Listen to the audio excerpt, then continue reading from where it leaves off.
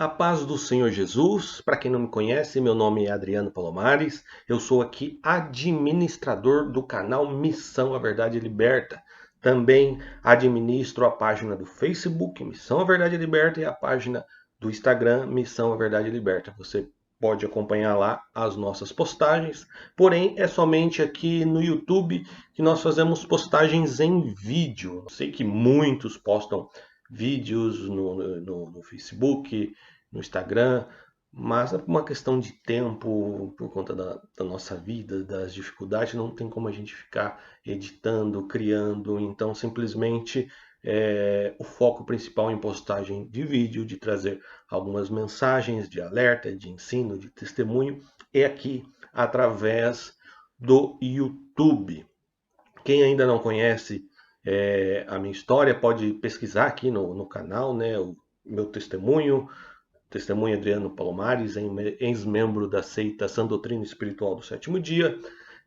Também tem a postagem aqui, o testemunho da minha irmã, Marisa Palomares, e tem diversos outros vídeos com viés apologético em defesa da fé, e também vídeos de mensagem com o conteúdo de pregar o Evangelho, anunciar Jesus, anunciar a verdade, anunciar a salvação, que é somente através do nosso mediador, o Senhor Jesus Cristo. Nós realizamos esse trabalho desde 2009.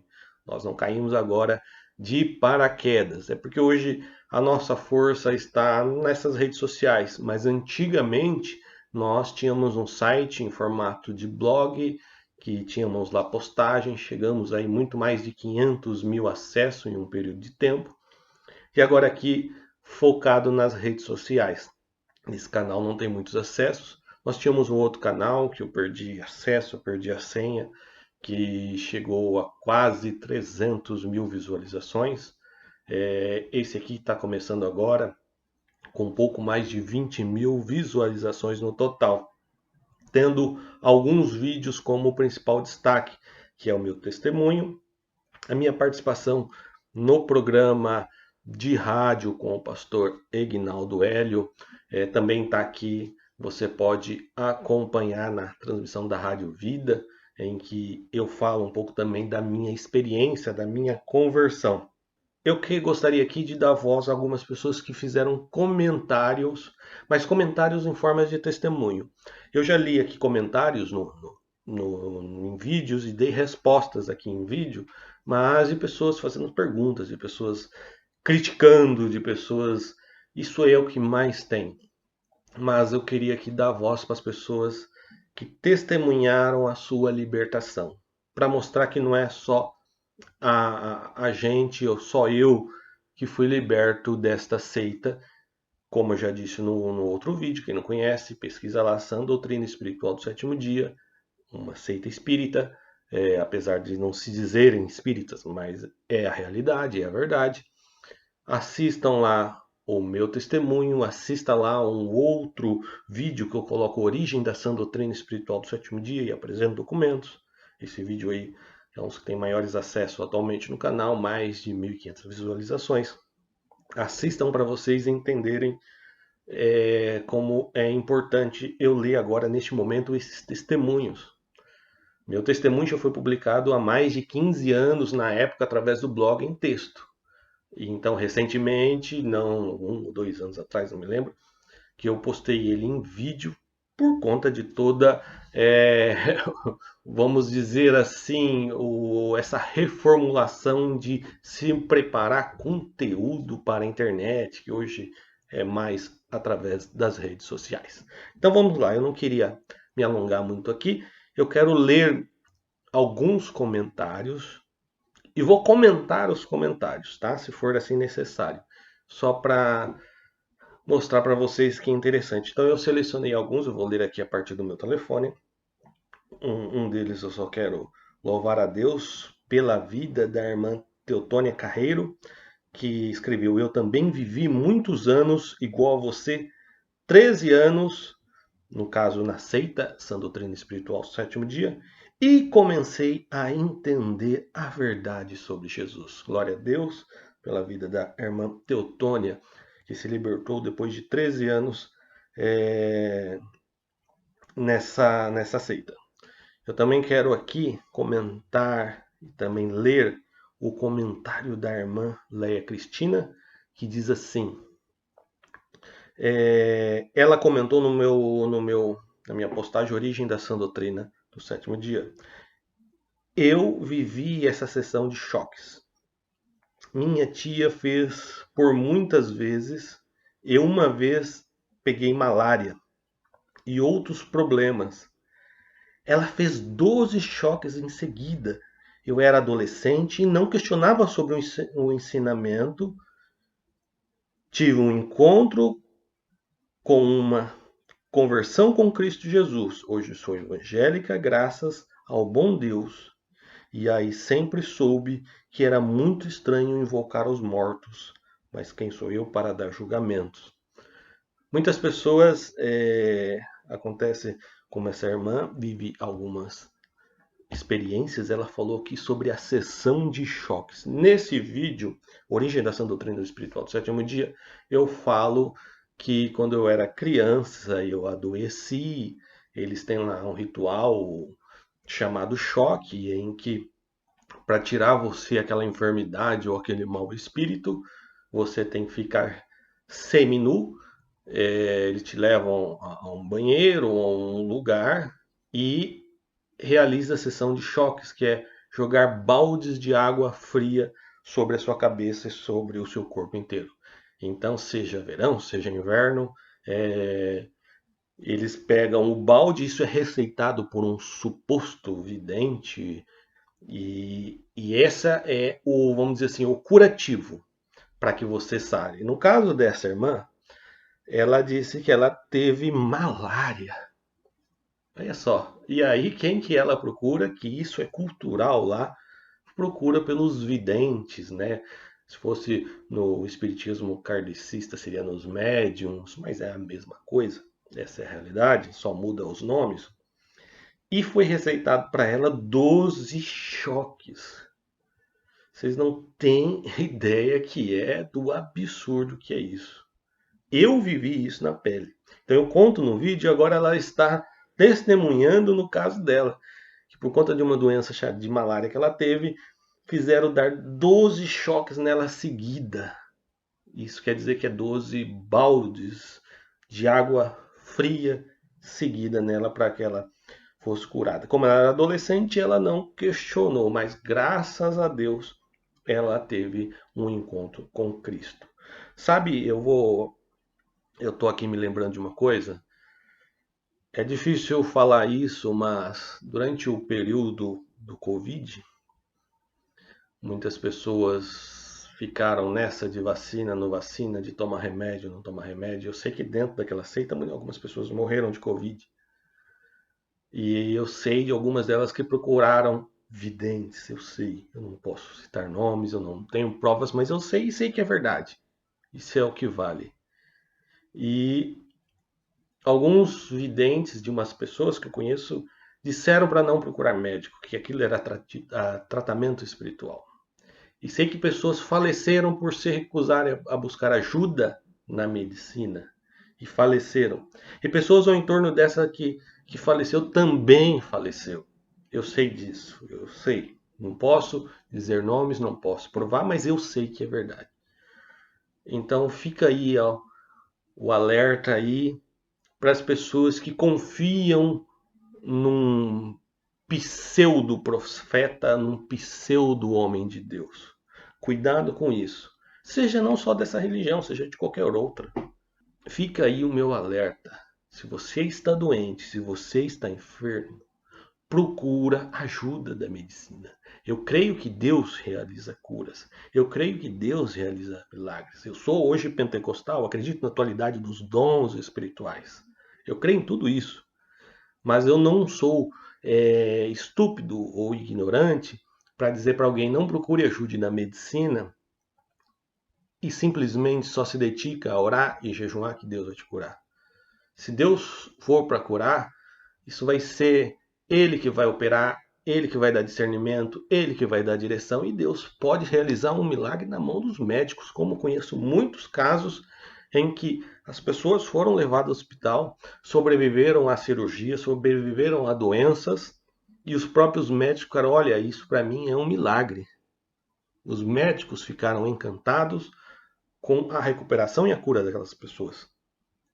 Então, isso fica aí ao meu alerta, principalmente quando você é membro de uma seita e você é meio induzido ou ensinado desde criança a acreditar naquilo e você aceita. Então, muito cuidado, fica aí o meu alerta. E como essa irmã disse aqui, ela não questionava isso, porque foi o que ensinaram para ela desde criança. Um outro comentário aqui da irmã Irlanda Souza. Eu era da sã doutrina, minha família ainda é. Eu saí porque estava cansada de viver doente, com dor. Fiquei toda deficiente e era acusada de que era pecado. Ou seja, ele estava dizendo aqui que ela não era curada porque ela estava em pecado. Vamos lá. E eu não fazia nada de errado. Quer dizer, além de acusar que era pecado, a consciência dela não apontava qual que pecado é esse que está me deixando doente e nada cura aqui dentro da religião. E eu vivia chorando, procurando o meu erro. Nunca achava. Então me converti na Igreja Internacional da Graça, fui curada, conheci muitas coisas boas e continuo aprendendo. Sou mais feliz e tenho fé para ser curada de qualquer doença. Glória a Deus. Deus os abençoe sempre.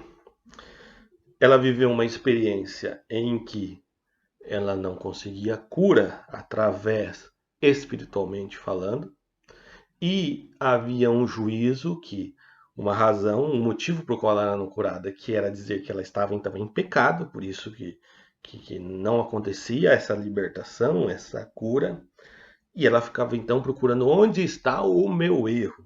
Todos nós somos pecadores, é claro, mas quando falamos em pecados, as pessoas têm lá uma listinha de pecados, né, chamado de pecado de morte, tem lá uns pecados que eles agravam, principalmente membros de seita. Claro que alguns não deixam de ser graves, mas enfim, eles gostam de listar e de apontar para as pessoas e julgar, mesmo sem saber.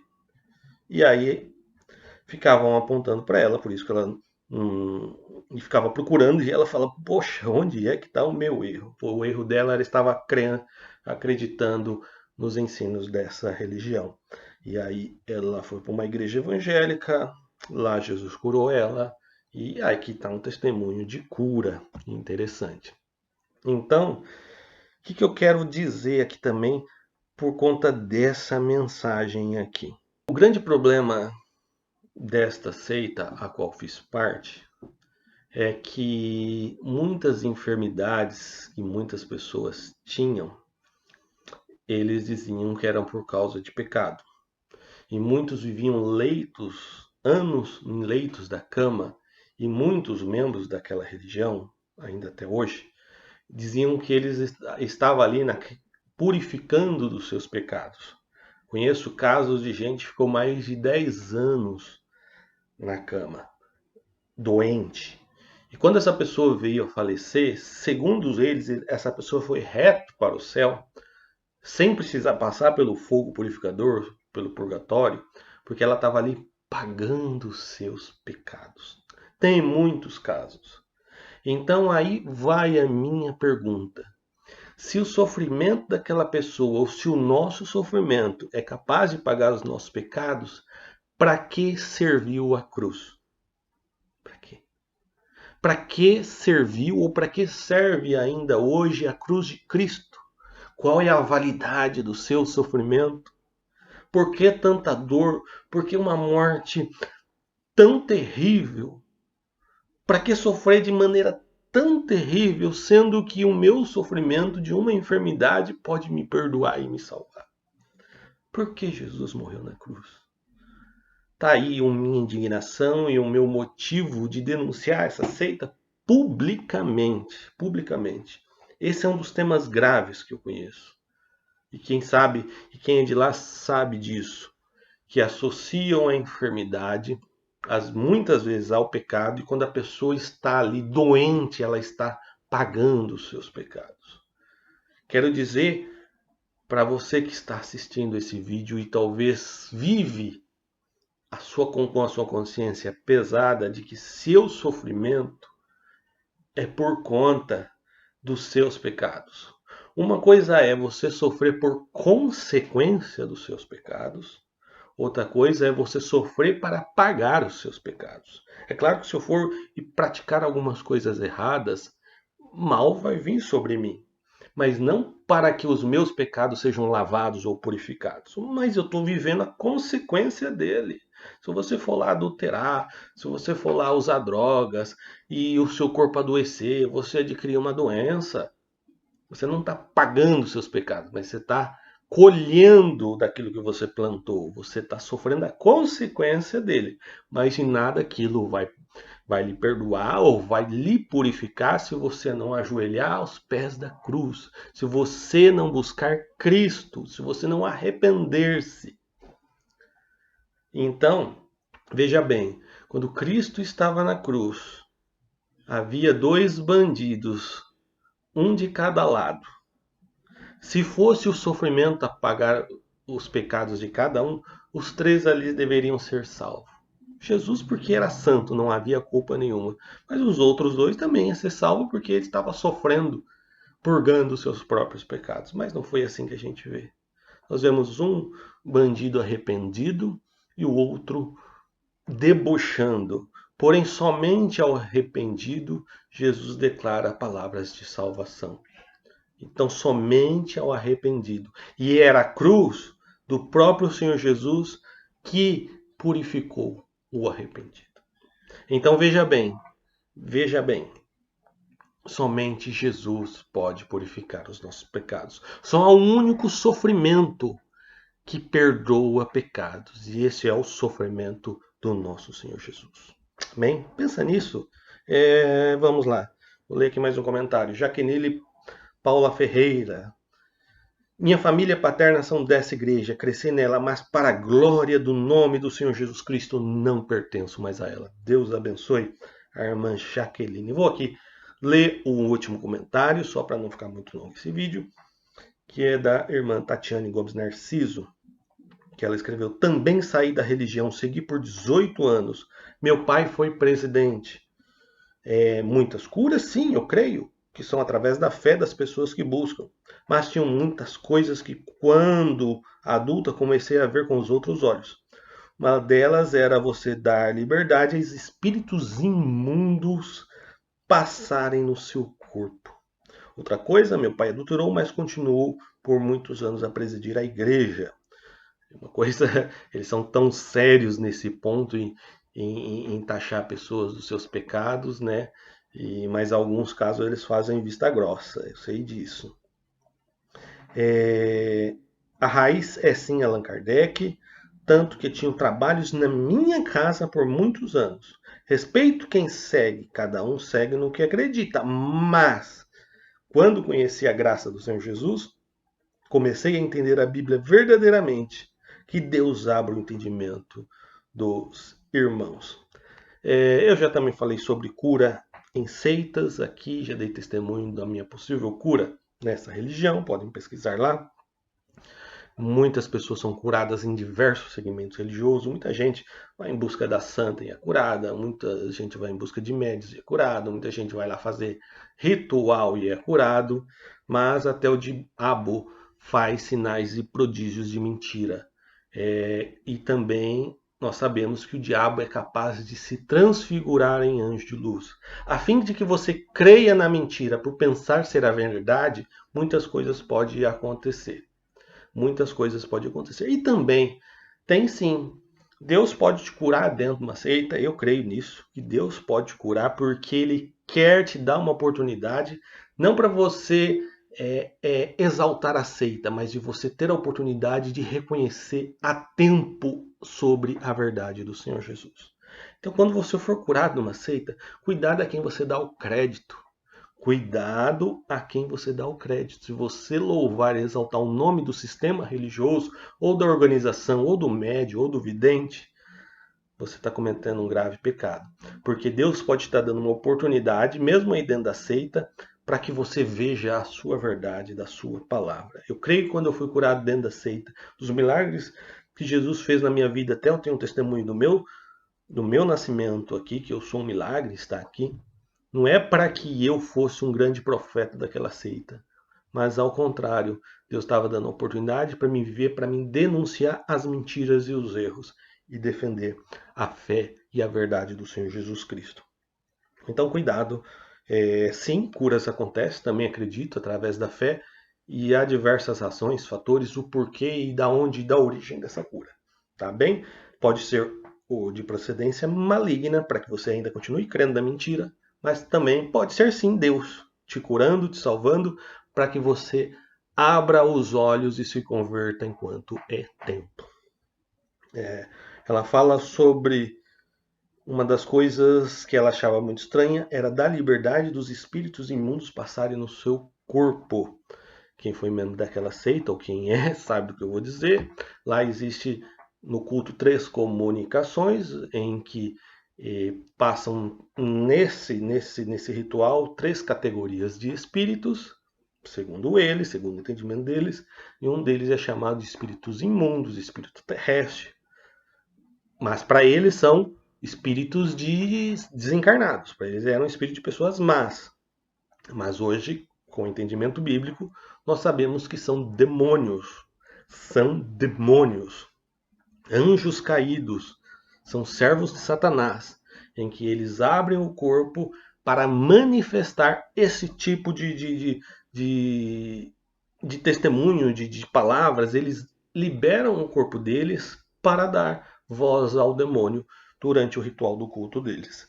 E ainda que eles não creem dessa forma, que são espíritos encarnados, nesse momento, esses espíritos, supostos espíritos encarnados, falam palavras feias, absurdas, falam palavras de maldição. É uma coisa muito esquisita, muito feia. Eu já presenciei coisa feia nessa parte deste culto. É arrepiante, é lidar literalmente com os demônios. Meus irmãos, isso aqui é para vocês acordarem.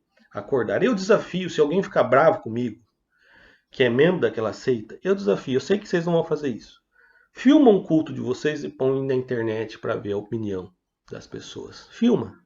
Grava. Grava um culto noturno. Era melhor que alguém gravasse escondido, porque aí todos iam ter vergonha de emprestar seu corpo pro demônio. Mas se gravassem, filmassem aquilo,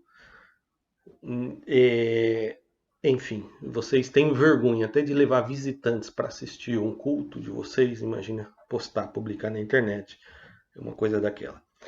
Deixa eu ver se falta aqui alguma coisa a comentar.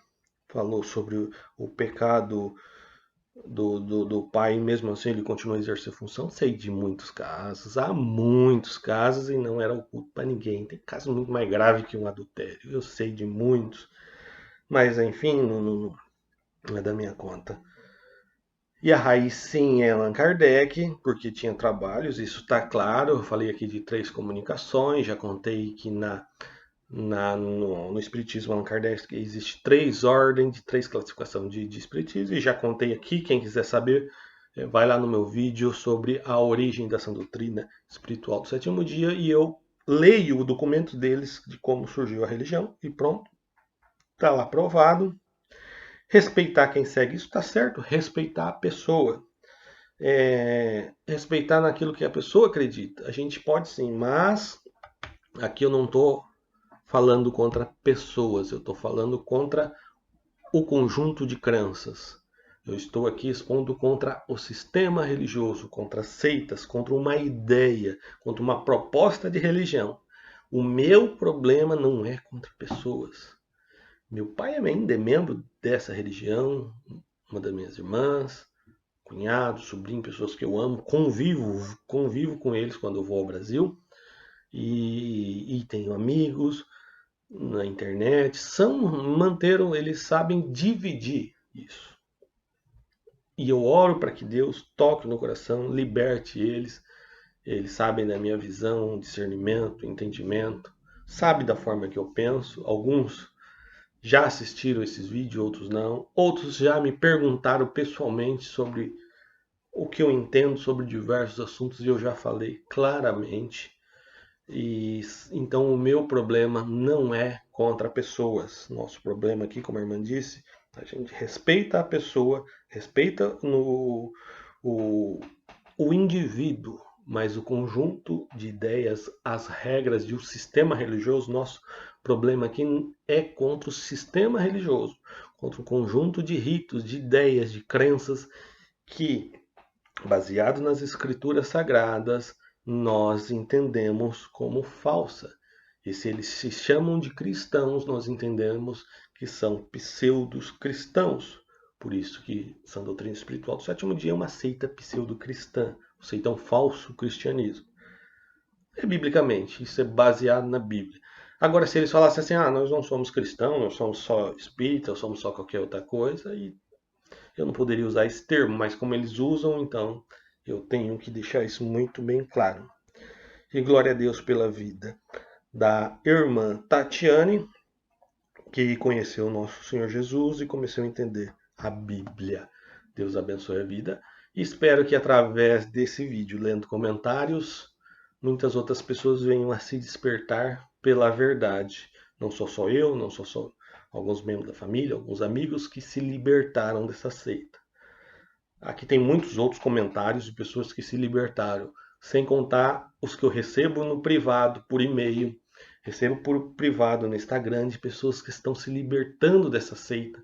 Mas como é uma seita muito familiar, muitos não querem se expor.